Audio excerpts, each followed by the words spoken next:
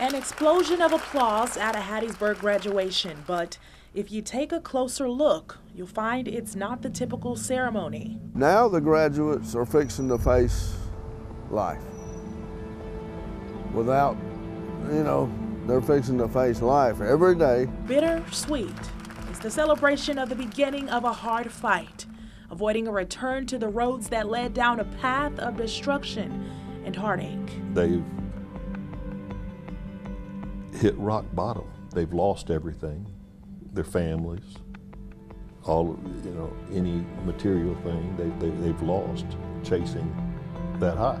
All the mistakes, all the families crying and begging, and it takes a while to gain trust of families. Jeff Chapman knows the woes of addiction all too well, but on this day, he returned to the drug court graduation, the same stage he crossed 13 years ago, now sober, delivering a message of hope. A lady hugged me a while ago that said, thank you so much. I just hope my son or nephew can come back and say the same thing. We celebrate their successes and their failures crush us. Looking at brazen signs like this one, it's clear to see that the state of Mississippi already knows we have a problem here. The Mississippi Board of Pharmacy says we rank number 5 in the country for prescribing opioids. Hydrocodone and tramadol, the top 2. Over 4 years, we had 583 overdose deaths. That's just what was reported. 481 were related to opioids. That's 85%.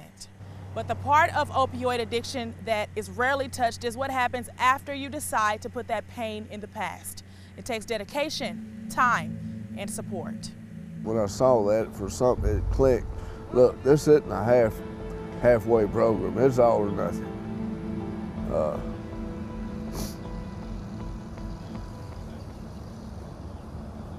I'm blessed every day.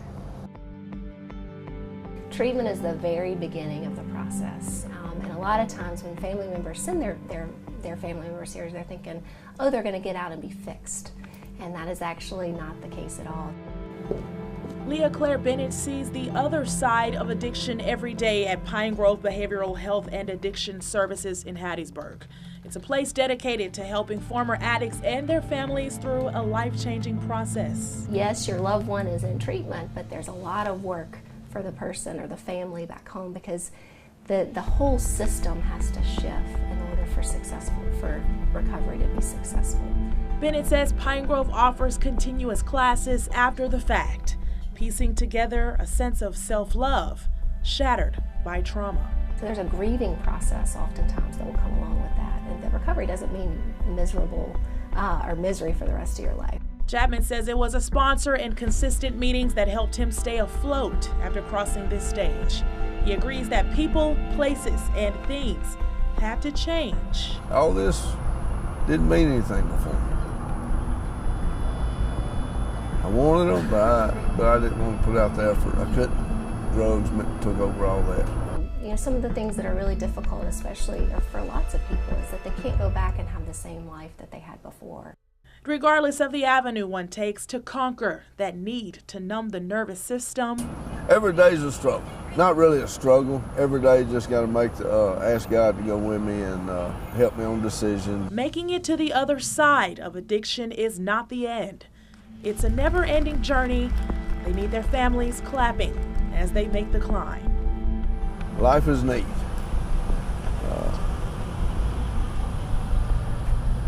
Every day's different.